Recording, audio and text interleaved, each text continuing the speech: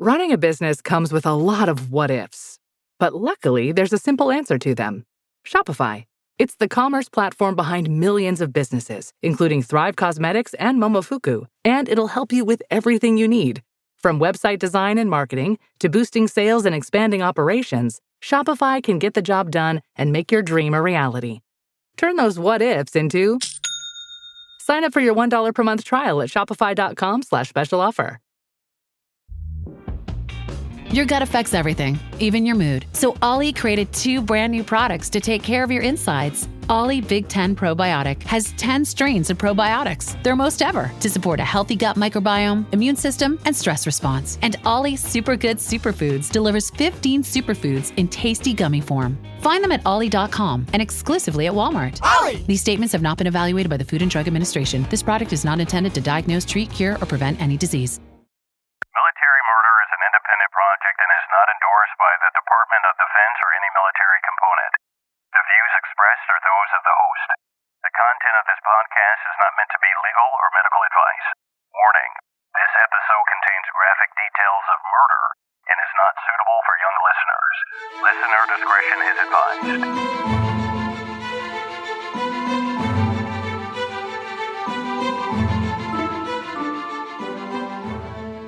Welcome back, True Crime Army. If this is your first time here, I am your host, Margot, and this is a true crime podcast where I focus on crimes committed by military members and veterans. But don't worry, you don't have to know anything about the military to listen, I promise. You just have to be a true crime enthusiast. And if that's you, welcome home, baby. So, I know that you've been biting your nails waiting for part 2. If you're just tuning in and you haven't listened to Killer Mom Part 1, which is episode 29, stop right now, go back and listen to the episode first. Trust me, you want to hear what the heck a crazy mama did to her kids before you listen today. But without further delay, for those of you who have been waiting an entire week, let's proceed to Part 2 of Killer Mom, the Julie Schenecker story. Now, let's keep digging. My sources for this week are the same as those I mentioned last week, so I'm not going to go into them again. I left off after we all discovered that Julie Schenecker killed her 2 kids. Her husband in Afghanistan just heard the devastating news, and ABC News reported that less than 3 months before the murder, Julie had actually been investigated, however briefly, for child abuse for smacking her 16-year-old daughter, Calyx. Okay, so the double murder occurred in 2011, early 2011, actually January. But Julie's murder trial would drag on for years. And do you know why? Well, because investigators seized every single computer in the home, and that was 5 computers. From those 5 computers, they extracted over 1.14 million files. This mountain of evidence, whether relevant or irrelevant, was a contentious point in all of it because the judge wanted to know when the defense would be ready to go to trial. And they kept saying, "Hello, judge. We have to comb through all of these records. This is a death penalty case after all." Well, Julie's trial began in April of 2014. And although prosecutors had initially indicated they were seeking the death penalty, in the years that followed the murder of the 2 teenage Scheneckers, prosecutors discovered that Julie had severe mental health issues. And quite frankly, prosecutors realized that a death sentence would not hold up at the Florida Supreme Court level. By the time of the trial, Julie and Parker had been divorced since May 19th, 2011. But more on the divorce a little later. The jury in Julie's case was made up of 8 men and 4 women, most of them parents. At trial, Julie pled not guilty by reason of insanity. Now, this is a very difficult legal standard to prove in court because in order to be successful with this plea, the defendant has to prove that at the very moment when they were committing the act, they could not appreciate the nature of their actions. But remember, there was a lot of planning involved in Julie's case if you refer back to part 1 of this episode. Now, Julie was planning this Saturday massacre, but she had to wait the additional 3 days to get the gun. So there was all the planning before the murders, and then all the planning and all of the notes that she left after the murders. But her defense must have thought it was possible for them to win with this plea. Sadly, the Tampa Bay Times reported that there were emails between Julie and her then husband that revealed that the kids didn't even want to drive with her anymore because 2 days after, you remember earlier where I talked about that child abuse report in the fall? Well, 2 days after the cops came to her house, Julie got into a car accident. According to the Florida Highway Patrol report, Julie showed signs of drug impairment. According to the Tampa Bay Times, she was intoxicated with a combination of alcohol and Oxycontin. Now, for this incident, she was charged with careless driving and forced to take classes. And after she was taken to the hospital because of the car crash, she was released before they drug tested her. And in my personal opinion, this is probably why she wasn't charged with DUI or DWI.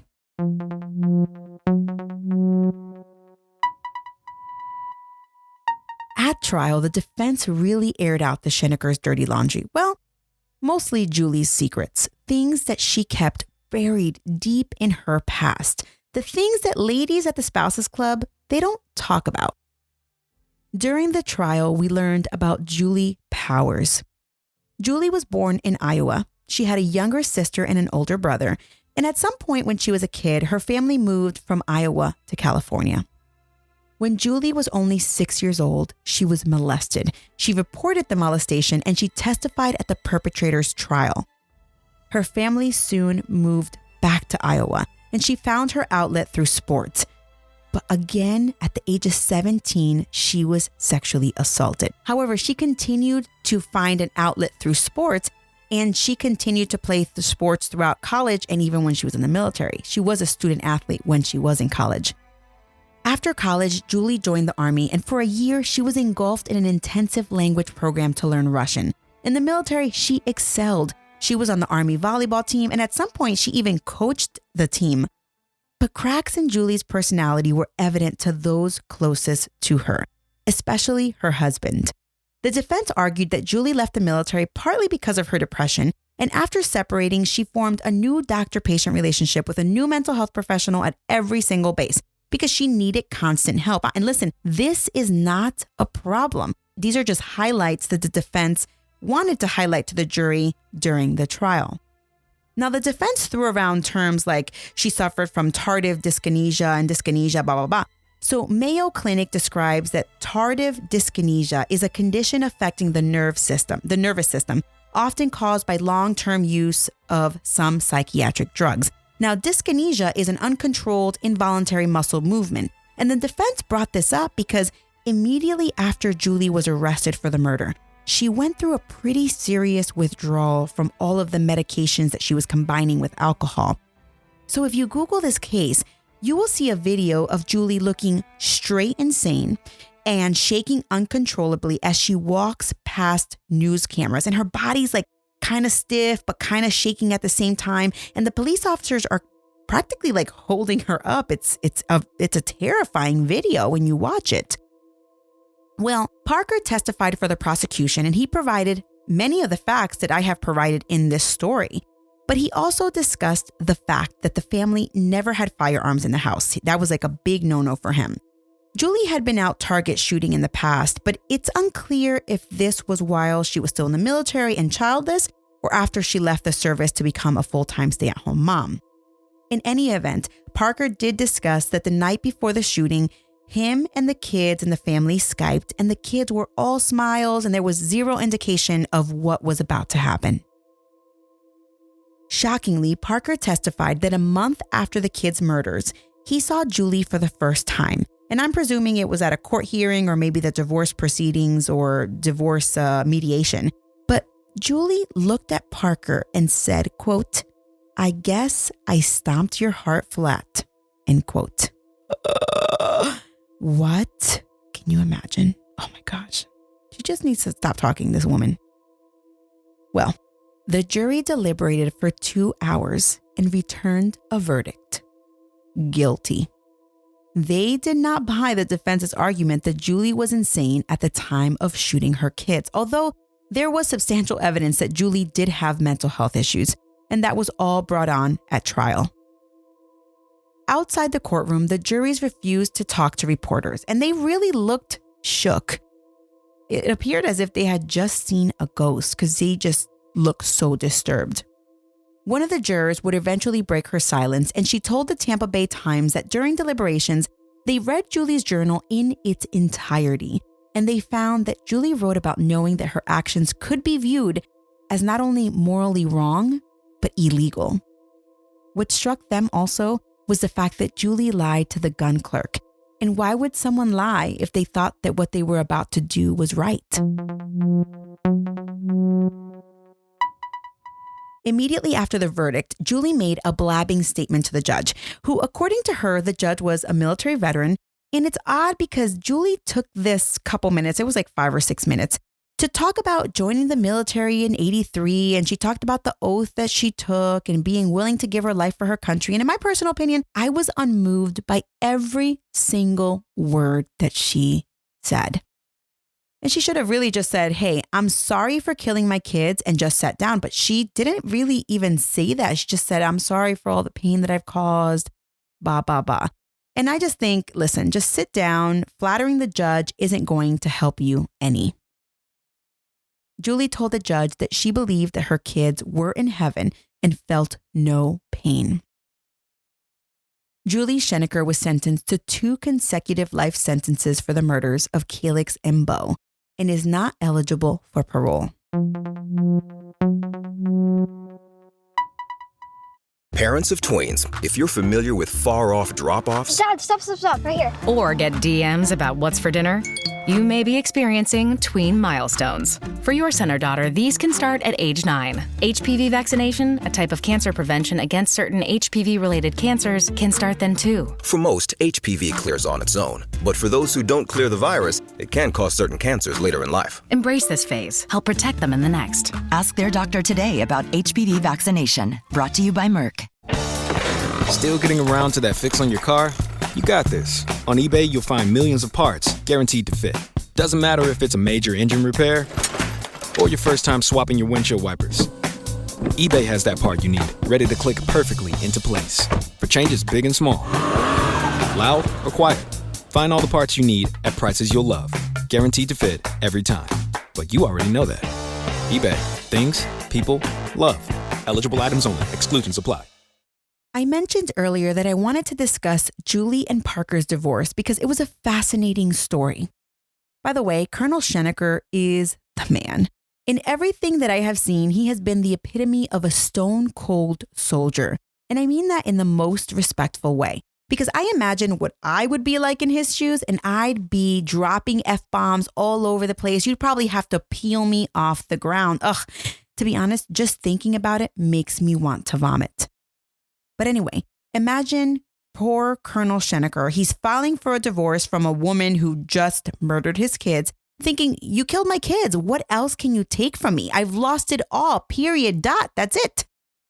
Well, he filed for divorce, and Julie started making demands in the divorce while she's sitting in jail pending murder charges. Now, this is the list of things that she wanted in the divorce. Ready? She wanted half of the $2 million marital estate. She wanted $40,000 for a lawyer, $10,000 for a forensic accountant. She wanted alimony. She wanted health insurance. She wanted Parker to buy life insurance on himself and name her as the beneficiary. And by the way, she wanted her diamond engagement ring back. Now, Colonel Schenecker told St. Petersburg Times, quote, I was incredulous, end quote. So, what did Colonel Schenecker do? He filed a wrongful death civil suit. He told reporters that he feared that people might think that he only cared about money, but he didn't care about money. And listen, sir, I don't think anyone would ever think that. I think you did the right thing. I wouldn't want to give her a penny. I don't care how long we had been married. Just it really is incredulous. In the civil suit, Julie's attorney argued that Parker, Colonel Schenecker, was partly to blame for the kids' murder because he knew how unwell and maybe crazy she was. She points to the email that he sent out to his close friends and family, asking everyone to watch out for the family because, in his words, she's a 50-year-old with the capacity of a 10-year-old. Yep, those were his exact words. And that was the email. Remember what I had mentioned in the previous episode where there was this email, kind of like a secretive family email going around. And it was all basically like saying like, hey, take care of the kids, make sure Julie's fine, yada, yada, yada. But she was thinking that he was telling everybody that he was going to be filing for divorce.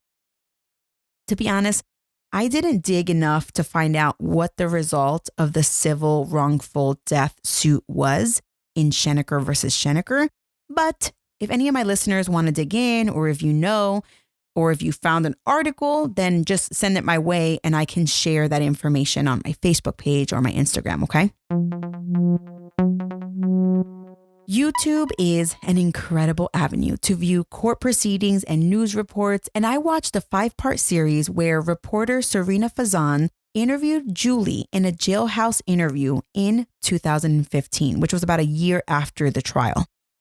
And when I tell you that it's a fascinating journalistic piece, this 5-part series, I absolutely mean it. I'm not sure if Julie was acting or if that was the real Julie who was in the video. But after watching it and hearing her story from her point of view, I do believe with 100% certainty, this is my personal opinion, that she is seriously mentally ill. Do I think that she was insane at the time of her murder? Probably not legally. Here are a few clips from the interview that I wanted to share with you, and total credit goes to ABC Action News and Serena Fazan for conducting the interview. In this first clip, Julie talks about her trial, and she starts off talking about the things that they talked about at her trial that she says that they basically focused on her accolades instead of focusing on her mental health issues. But mostly I heard good things, what I did, because I lived a lot of my life manic. But I didn't know that. I didn't know that until it's too late. Then I'm, I don't know, then people say, you should know better. Because why? I'm educated, I'm military, prior service, I've learned this language. The first thing you say is, like, you know this, you know, and that prosecutor, he did an awesome job, by the way. Jay Pruner, he won. Clear winner in my trial. Actually, I wish I could have shook his hand because he did a beautiful job convincing the jury. I thought it was great. I don't know if you saw the trial, but my attorneys sucked. His job, very good. Very, very good. Because she's so bright. She skipped grades. She has an IQ of this. She learned Russian. This, that, all this. She's so smart.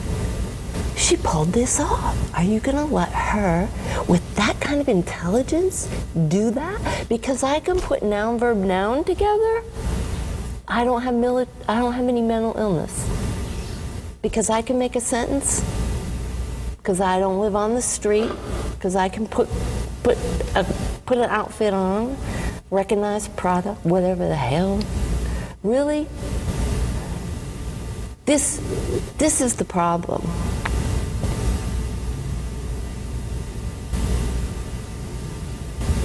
You're not mentally ill because you put on makeup, you did your hair, you put on the clothes, and you went outside and whatever, got the groceries and drove the car, wore the clothes. No. I was a facade. Everyone knew I was mentally ill. My parents, why didn't you testify for me? We weren't asked. My friends, why didn't you testify for me that I had all these struggles, major problems with people, with things. All my life, I had a lot of problems, but we only know the victories I had, how successful I was. That's all they talked about in the trial, right? Yeah, no. Did you hear that part where she said that her attorney sucked? I thought they did a pretty decent job, for what they were doing. Julie makes a good point where she talks about people with mental health issues doing normal, everyday things, like going grocery shopping, putting makeup on, basically putting on a facade. Wow. In this 20-second clip, Julie discusses why people with mental health issues are perfect candidates for the military. Oh, guys, when I heard this, I just listen. Just listen. The way I was in the military, it was perfect for the military. Every kind of mental illness is perfect for the military. I'm ready to sacrifice my life, drinking hard with the guys, doing anything you need to do. Because you're living on the edge the whole time. What do you think? You think all us military folks have a loose screw? That's what she's basically saying, a little bit, right? In this 7-second heart-wrenching clip, Julie discusses why she didn't get the proper help she needed. Our pride, I'm just going to say our, not his, our pride kept us from addressing mental health. That's eye-opening, right? This is why I thought it was so important to cover this case. In this next clip, Julie discusses keeping her mental health issues hush-hush. Because it would be unbelievable for people to think that I could be so sick. I didn't talk about mental illness. I didn't talk about depression. I didn't talk about being in a psych ward. I didn't talk about what I wanted to be. I wanted to be proud of speaking out, and I never took this step to be outspoken about mental illness because I was ashamed that I wasn't the big star athlete and the big star soldier and the wonderful mom and the wonderful wife and colonel's wife and all that bull. I could not get myself to be humble enough to say there's another dimension. Nope, too proud. And how many of us are there? There's so many of us. And I'm still hiding it in here. What do you guys think? My heart breaks about this story every time I think about it. Like I said, there is no excuse for what Julie did. None at all.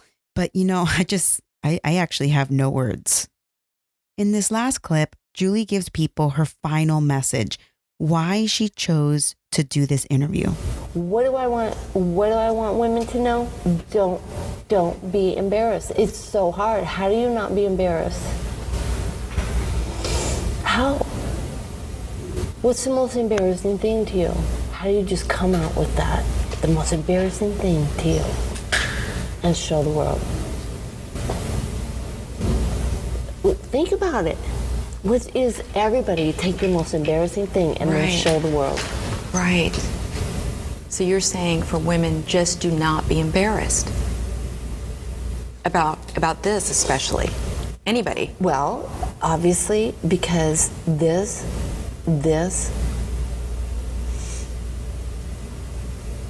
I've ruined way more lives than I would have ever ruined just being me, mentally ill. And if I would have just come out and said, I'm mentally ill, and I'm dealing with it, and I need help. Many of you may be wondering, Margot, why in the hell should I listen to a killer mom? Why? Why should I listen to any advice that she might have? She clearly didn't take her own advice. And to those people, I say, most often we learn from people's mistakes. If we only look at people when they've made it, we've missed the mark, right? How do we attain whatever it is that person has? And how do we avoid the pitfalls that some people in Julie's shoes have gotten themselves into? I teach my kids by example, but sometimes they do stupid crap anyway. And I take that opportunity, that mistake, to teach them a lesson. Don't touch a hot stove because it's hot. Don't jump on the bed because you may fall. Well, Julie's words are real. They're real. They're raw. Whether you believe it or not, one of your closest friends right now at this moment may be dealing with a mental health issue, and you may not even know it. It's okay to talk about it, but most importantly, it's okay to not be okay. so long as you're getting professional help and getting the support from your loved ones. And I know that's not always easy. The big thing that Julie wanted people to take from her jailhouse interview was that she was mad at her husband. She was mad at him because before he left for Afghanistan, she told him to never, ever, ever put her in a mental health institution again. But she was mad that he actually listened to her. She's mad that he didn't try to have her committed. Now, what she thinks is, she says, he listened to me because he put his career first. And I'm not sure if she means like maybe he was embarrassed or whatever it was, but I mean, I guess it is what it is, right? The most interesting part about this and why I decided to cover this case, May is Mental Health Awareness Month, but her words just really shook me when she said, quote, "Our pride kept us from addressing mental health," end quote. Isn't this true? Isn't this the truth? Isn't this why most people don't seek mental health treatment either in the military or in the civilian sector? You're afraid. What are people going to say? I actually think that a lot of people on the civilian sector are more, I guess, willing to accept mental health, and they actually just share it with people. I know I have a lot of friends, civilians, who have mental health issues, and they'll just share like, oh, I'm on this medication or I'm on that medication or whatever. But in the military, it's all hush, hush, hush. And it's because people are afraid if you start talking about it, if you start talking about people that you know in your family with mental health issues, that, well, if you're in the military and you start talking about mental health issues, a lot of people fear that they'll lose their job, they'll lose their security clearance.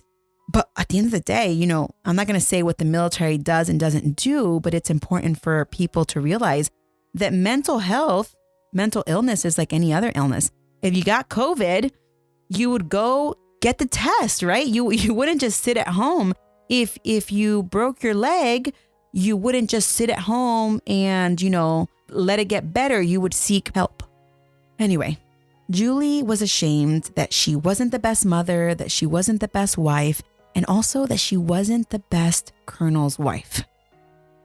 Guys, I thought it was important to share those clips with you to humanize Julie. I mean, it's not to excuse her horrific acts, but really, this is why I created this podcast. Humans are flawed individuals. And in the military, there's this persona we often feel we need to protect. We have to make rank. We have to sacrifice. And if you're too sick to hang, get the heck out of the way. That's the military mentality. But mental health is so important.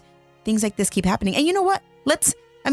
We're not excusing Julie Schenecker. She got mental health treatment and she still begged not to go back. And she decided to combine her mental health pills and her pills with alcohol, which may have contributed to some of this and the way she was feeling. But you know what? Military spouses are not immune either. Goodness gracious, I hear from military spouses all the time. Military spouse culture is a thing. How many times do I hear about an officer's wife throwing around their spouse's rank at schools to get into better classes, etc.? And all the wives are yelling, sit down, you don't wear your spouse's rank, blah, blah, blah. But we all know that this is happening. And that's how Julie felt behind it all. But no one saw it because she kept it to herself. This episode is brought to you by Amazon Business. How can you free up your team from time-consuming office tasks? Amazon Business empowers leaders to not only streamline purchasing, but better support their teams so they can focus on strategy and growth. Free up your teams and focus on your future. Learn more about the technology, insights, and support available at amazonbusiness.com. Did you know that parents rank financial literacy as the #1 most difficult life skill to teach? Meet Greenlight, the debit card and money app for families. With Greenlight, you can send money to kids quickly, set up chores, automate allowance, and keep an eye on your kids' spending with real-time notifications. Kids learn to earn, save, and spend wisely, and parents can rest easy knowing their kids are learning about money with guardrails in place. Try Greenlight risk-free today at greenlight.com/Spotify. But really, I do think that everyone should go check out that 5-part interview with the killer mom herself. She makes some pretty crazy allegations here. She talks about knocking some guy down some stairs and choking him while she was on active duty. She also talks about headbutting a major's wife while she was the colonel's wife at some social event. Now, mind you, she's a little out of it, and none of this information has been corroborated. And no, I was not about to call now retired Colonel Schenecker to confirm whether his wife headbutted some major's wife. No, I didn't do that. I'm sure that he never wants to hear the name of the woman who murdered his kids ever again. So anyway, while we are on the topic of retired Colonel Schenecker, I wanted to discuss a speech that he gave back in 2014, a few months after the murder trial. Colonel Schenecker gave a speech titled Living Through the Unthinkable, Colonel Schenecker's Story. And this was, I saw it on the YouTube channel called Because I Said I Would. During the speech, Colonel Schenecker discussed how he lived and continues to live with this unthinkable and unimaginable act in the background, At the kids' memorials, he said, quote, "Today we celebrate the way they lived, and I will spend the rest of my time doing just that." Colonel Schenecker says, through all the devastation, he's the most fortunate dad in the world. He said the short lives his kids lived was amazing. They were exceptional kids. They were military kids. They not only had each other, but because they knew what it was like to be the new kid, everywhere that they went, they always picked up the other new kids, and they were always inclusive. They were devoted friends, classmates, and teammates. And with all of the achievements that he has had to date, those beautiful kids are his proudest achievement in life. Colonel Schenecker started the Calyx and Beau Schenecker Memorial Fund for Youth Development and Scholarship. Well, for those of you who don't know, I am Mama Margot. I'm a Rocky Balboa fan. And I love the Rocky movies. And if you've seen the latest movie, it might have been the Rocky Balboa movie. You know the quote about, he's like what's that called? He's like outside with his son, and he's giving him this like speech about life. And he's saying, life hits you hard. You got to get up. You got to keep getting up. Well, Colonel Schenecker's speech is like that. It starts out a little odd if you know the background story of his kids, because he talks about one of his friends who was killed in the 90s. But then Colonel Schenecker comes out swinging. I was in tears by the end of it. I'm going to try and keep it together though. And since this is Calyx and Beau's story, I want to end with Colonel Schenecker's words. And there is much more to this speech, but here are just a few snippets. Quote, "How do you do it? How do you get up every day? How do you breathe?" He's saying these are the questions that he gets from people all the time. He says, "It's pretty simple. I refuse to let this tragedy change who I am. I refuse to let this tragedy beat me down. I will not wallow in pity or anger. Most importantly, I'm still a dad, and dads love their kids forever. I miss my kids terribly, and whoever coined the term time heals things, they didn't know me.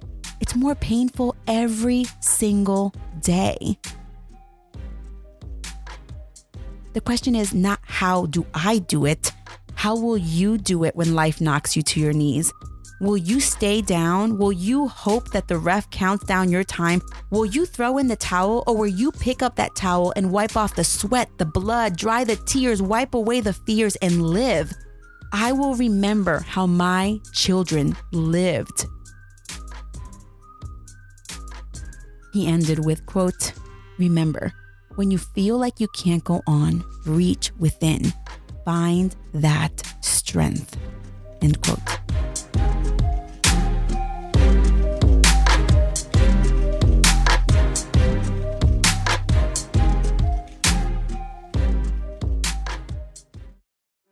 If you are active duty, guard, reserve, family, or friend, and need to speak to a counselor, you can call the Military Crisis Line by calling 1-800-273-8255, or you could text 838-255 to find a counselor now. Of course, if you or someone you know is dealing with a mental health issue, please reach out to a mental health professional to get the help you need. Leave the self-hate and embarrassment at the door. Get the help you need now. And be sure to check out my show notes for more resources that are available through the National Institute of Mental Health. take care of yourself.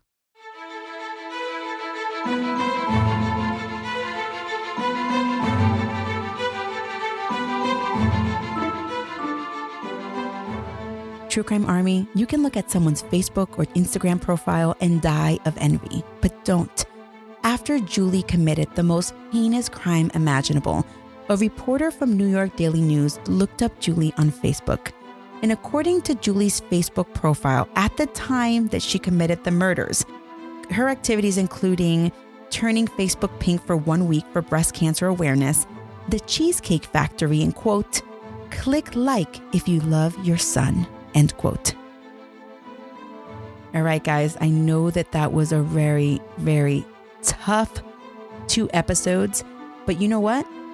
I needed to say this. I needed to tell this story. We can't just sit here and tell the stories that everyone has already heard.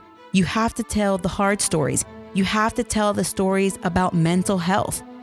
Especially right now when we're all stuck at home with our kids and the kids are driving us crazy. I mean, I don't mean that, and I'm probably going to get beat up by saying that. But come on, let's be honest. Let's be who we are. Let's tell the truth. Let's open up these discussions.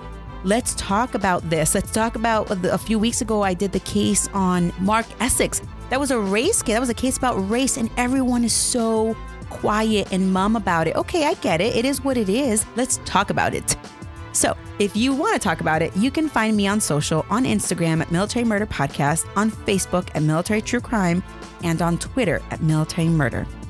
This show was created by Mama Margot Productions, produced by producer Katie K. Thank you, Katie K. And the music was created by Tyops. Please check the show notes for a direct link to my sources page on my website, militarymurderpodcast.com. Until next time, remember, you never really know what someone is capable of, so remain vigilant always. You have a fabulous week, and I'll keep digging to bring you another military murder story next week.